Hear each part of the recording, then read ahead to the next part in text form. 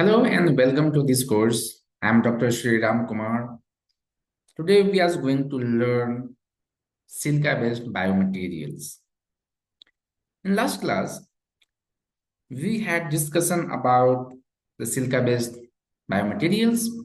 We understand why the silica-based biomaterials have advantages over as compared to the other biomaterials. For example, it has high biocompatibility, surface modifications, porosity control, and the bioactive properties. And because of the advantages of these biomaterials, this can be used in diverse area of research application. For example, that can be used in this drug delivery, maybe tissue engineering, biomedical imaging, wound healing, and bone regeneration applications. We also understand their diverse and different properties of the biomaterials in terms of the control over the shape and the size of the biomaterials, maybe in terms of the rod kind of the structure, maybe polypod or maybe the bullet kind of structures. We can have the control over the porosity. Maybe we can have this nano case, core shell, maybe the hollow kind of structure. And the silica-based biomaterials can be easily modified with the protein, maybe with polymers, even with the metal nanoparticles. So these advantages of the silica-based nanomaterials has outperformed as compared to the other kind of this biomaterials. So now let's understand how to synthesize biomaterials. So as discussed, we can use microemulsion techniques to synthesize biomaterials. So either we can use oil in the water system, or maybe we can use water in the oil system. And if we use precursor, that is TEOS and ammonium hydroxide, then we have the some initially we have nucleation process, and then after there is formation of the nanomaterials. So here the nanomaterials developed by this microemulsion technique is kind of the non-porous. And if you want to make the porous structure, then we need to add some kind of the surfactant here. For example, in the Stover's method, we can use this precursor of the silica, and then we should use the ammonium hydroxide in the ethanol. So once we have the silicon tetrahydroxide, then we should use the, if we use the C tab and the F127, so where F27 is kind of the block of polymer surfactant, and C tab is the kind of the other surfactant. So in the presence of these two, we will have the spore in the silica-based nanoparticle. So if we remove that surfactant, then we will have the nicely porous structure of the silica-based nanomaterial. So here we will have this kind of the meso-porous structure of the silica nanoparticle. And other kind of the technique is that is the biomimetic approach. Then we can use the kind of the biological sample of the system, and then we can develop the materials using that biological system. So this materials is called the kind of the biomimetic silica. So we understand up to this point in the last class, and again we also understand about the biomaterial synthesis using hydrothermal technique. So silica, so now we understand how to synthesize this silicon nanomaterial. So if you want to use the silica-based nanomaterials for the as the biomaterial, and maybe for example of the cancer drug, so we need to first modify the surface using the some kind of the biological systems. Maybe we should modify the surface of the silica-based biomaterial using maybe protein, maybe peptide, maybe the antibody, to make that sample is more biocompatible as compared to the mesopore silicon nanoparticle. So once we make that biocompatible, then we can load drug on that biomaterials.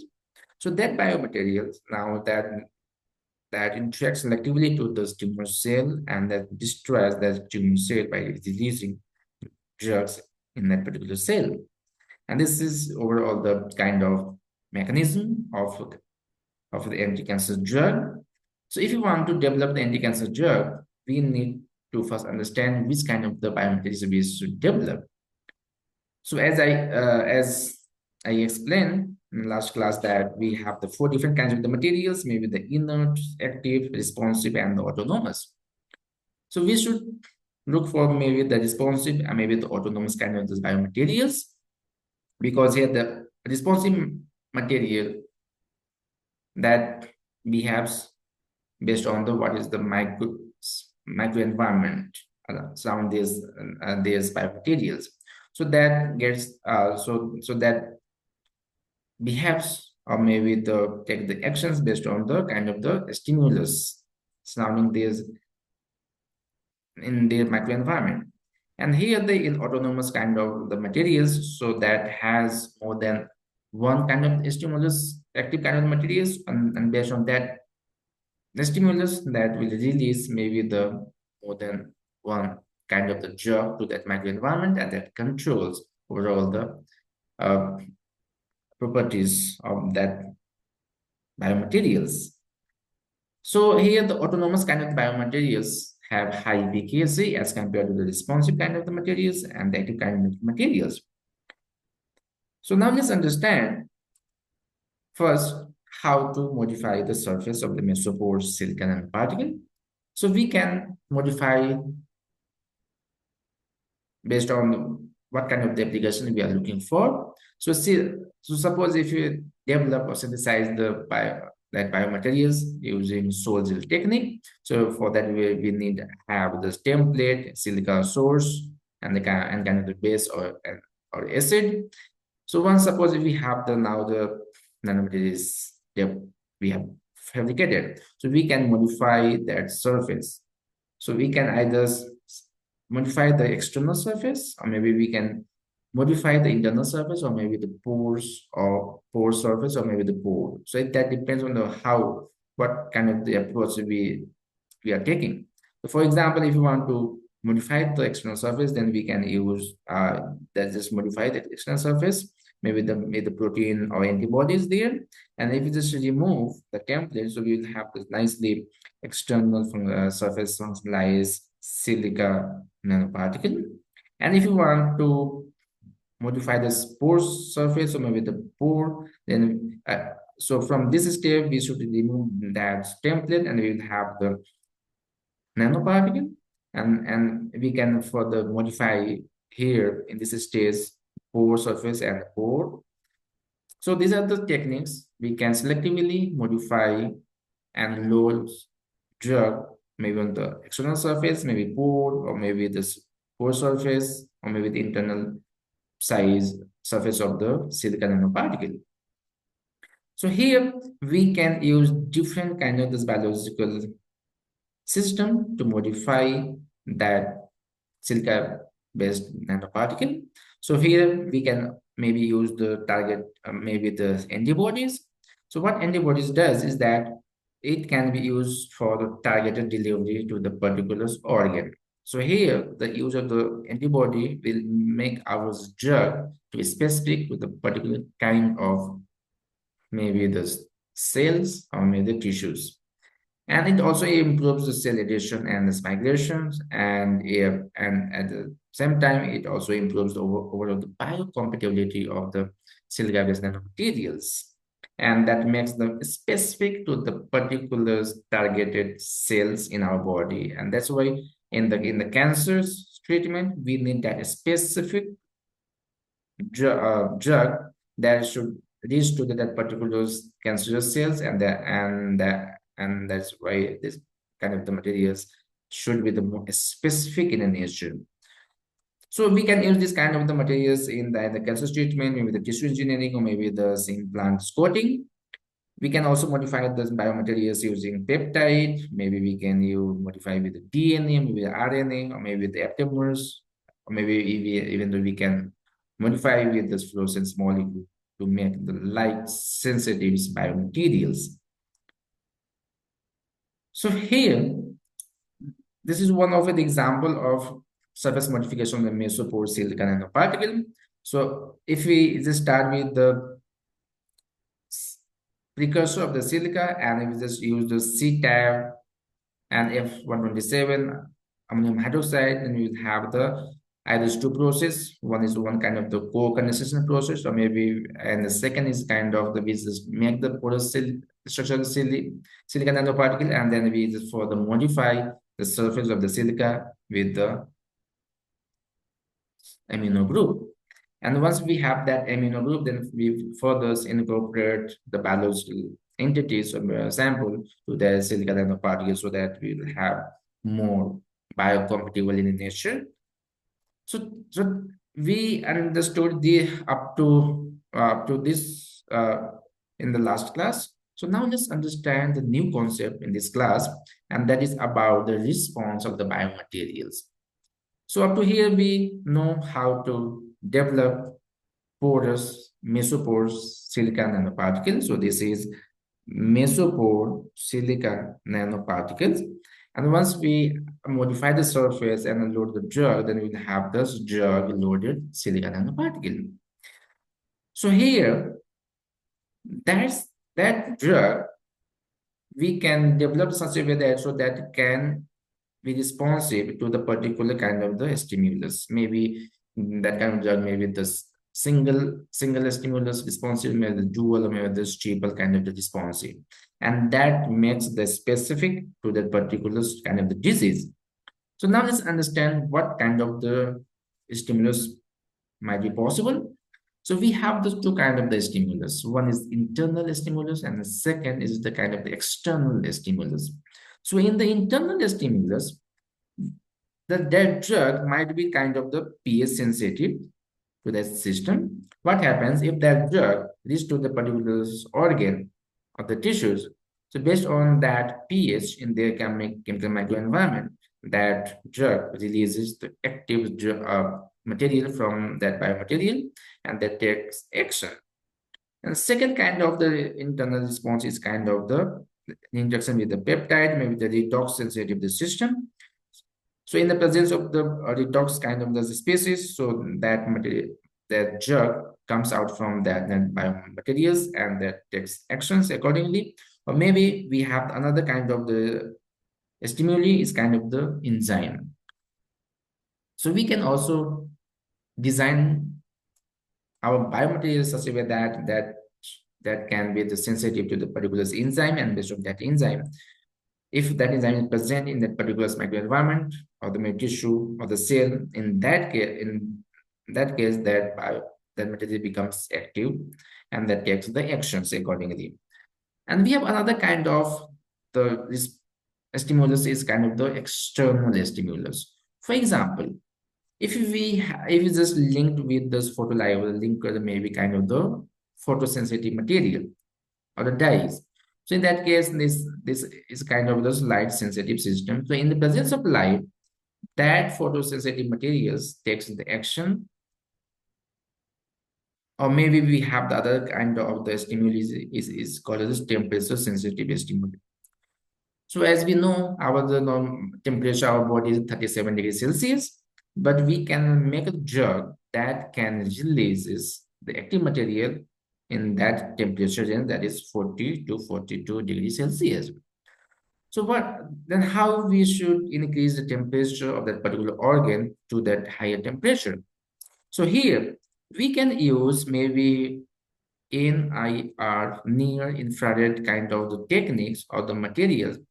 So if just put this radiation on that materials, what happens? If just put this material on the kind of the drug there, maybe drug, so that drug or the biomaterial absorb that near infrared radiation, and that's chain increase the what happened? There is the heating process happens, and because of that heating process, the temperature rises locally to 40 to 42 degrees Celsius.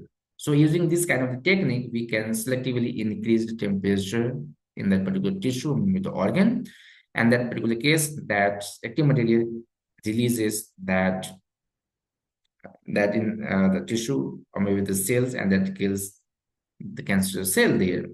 And we have another kind of the responsive is kind of the ultrasound sensitive system. So we can make this kind of the uh, biomaterial. So if we inject that kind of the drug biomaterials to the patient, and if we just put the patient or maybe the ultrasound kind of the system to the particular organ or the tissues, what happens? Based on that ultrasound, there is the active material that is present in the biomaterials releases, and that take the actions. So these are the two kinds of the stimulus. One is kind of the internal stimulus, and the second is the kind of the external stimulus. And based on these things, we can play and control the release. So using this stimulus, what we are doing is we are controlling release of drug to cells or maybe tissues or maybe the organ.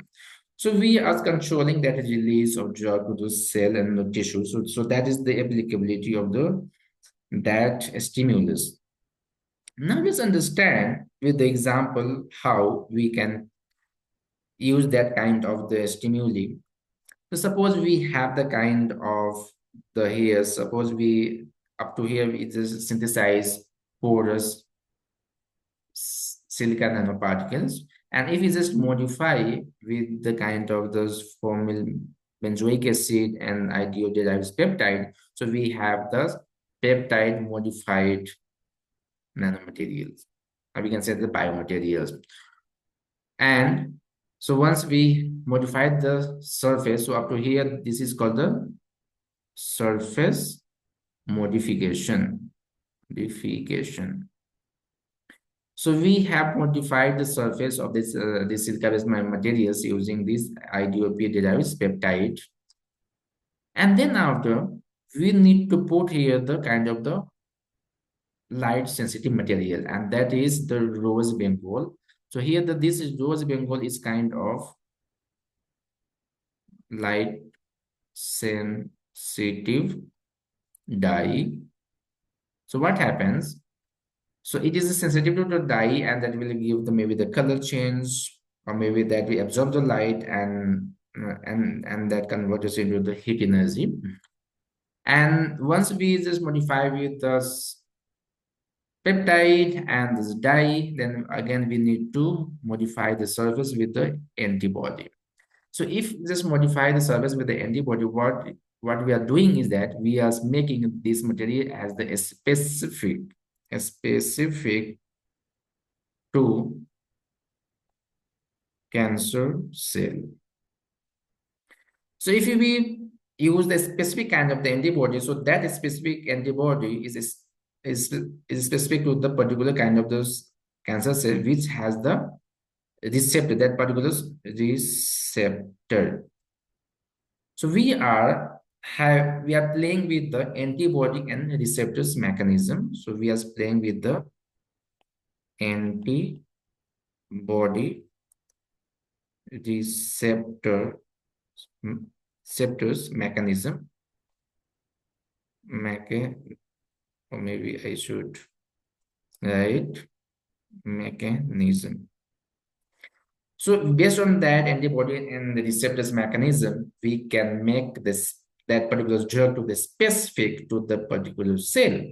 Suppose till now we know, okay, we have made this kind of the modification. So if just inject this biomaterial on a drug to the animal here, and what happens is that travels to the body of the animal, and that reaches here to the particular place where there is the cancerous cells. So what happens here?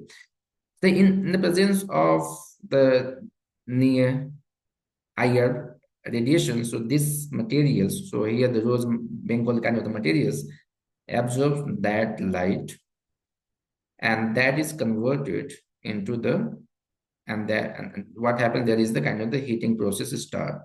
And because of that heating process, the temperature of that particular organ, I mean the cell, will increase from 37 degrees Celsius to 40 to 42 degrees Celsius. And at this particular temperature, the active materials will releases in this environment or maybe within the cell. So what happens? So at particular temperature, there is the release of release of drugs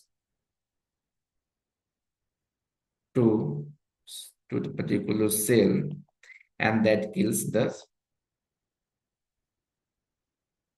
and kill and that kills this particular cell by the destroying the nucleus. So now listen, so till now we understand the use of the light into the heating process, and based on that we can selectively release that drugs to the particular cell or maybe the tissue. And we have a different kind of biomaterials that can be the sensitive to the particular pH, and we can say is that here this we can play with the pH sensitive biomaterial biomaterials. So we can develop the pH sensitive biomaterials. Here, what happening here is, so when we develop the biomaterial, we should know where we are going to use that biomaterial, and we should know what is the pH change to that particular tissue organ. And once we have understanding about the pH change to that particular pH change, so we should know about the here pH change and what is the pH change to that particular organ. And so based on that, we should develop that kind of the drug. So what happening here is, if we have this kind of the silica-based nanomaterials, so we can here close that pore size so such a way that in the acidic condition that maybe the closed gate can be open, and all the active drug inside this inside the capsules can releases in the chemical microenvironment, and that's treat. So if you have this anti-cancer drug, so that will treat the patient by using this kind of the mechanism of the, and we can use that such kind of the PS stimulus kind of the biomaterials. So in the last slide, we understand we can use photosensitive biomaterials.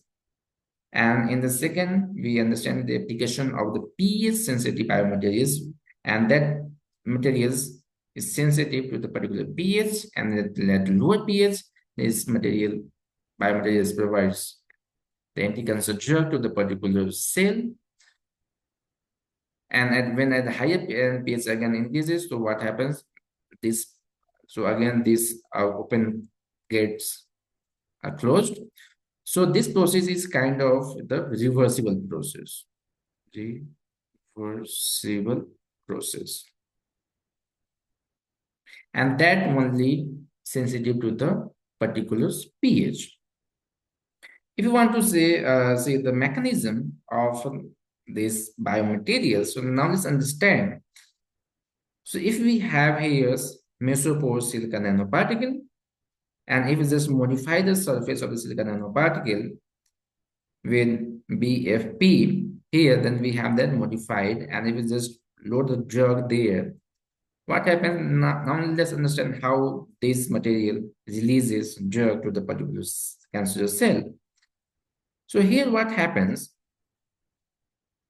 So this kind of the materials have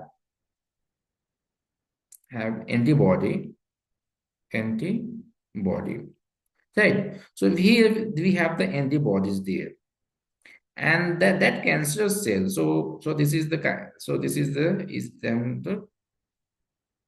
cancer cell. So what happens? So that cancer cell has kind of the particular receptor. So that antigen interact with that particular receptor and get. So what happens? There is kind of the injections happens here, and in every kind of the cell has the channel. So through that channel, that drug enters in the cancerous cells. So what happens here is once it enters in the cancerous cells, and we know there is a kind of the pH change within the cancer cell. So because of the pH change in the cancer cell, what happens at a different pH, what happens? This drug, the active drug here, so this drug uh, releases inside this cancer cell and that destroys here the nucleus. If that destroys the nucleus, what happens? That cell is no more. And that is the mechanism of the anti-cancer drug. If you want to take another example, for example, if we have here mesopore silica nanoparticle, we can modify the surface of the silica nanoparticle using the carboxylation and mechanism where we will have the this oh, we can have C-double O ways kind of things. So the putting the this kind of the group on the surface of the silicon nanoparticle is called the carboxylation process. So once we functionalize that surface, we can add drug to the surface by the coordination chemistry here, or maybe the maybe we can use some kind of the interaction here. So here we can use that pore size of the silicon nanoparticle, and we just modify and put our drug to that the pore size of the silica. And if we just use ADC and the kind of the biotin here, we have the drug ready there.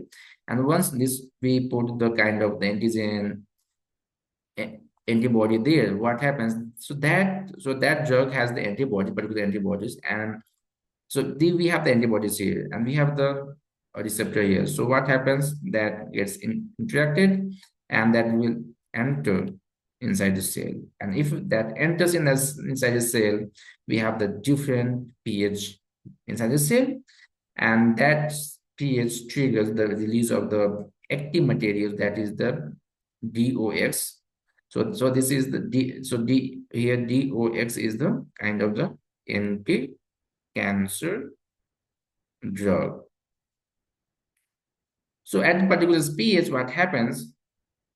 We will have the anti-cancer drug within this cytoplasm, and it enters in the nucleus and that destroy that nucleus.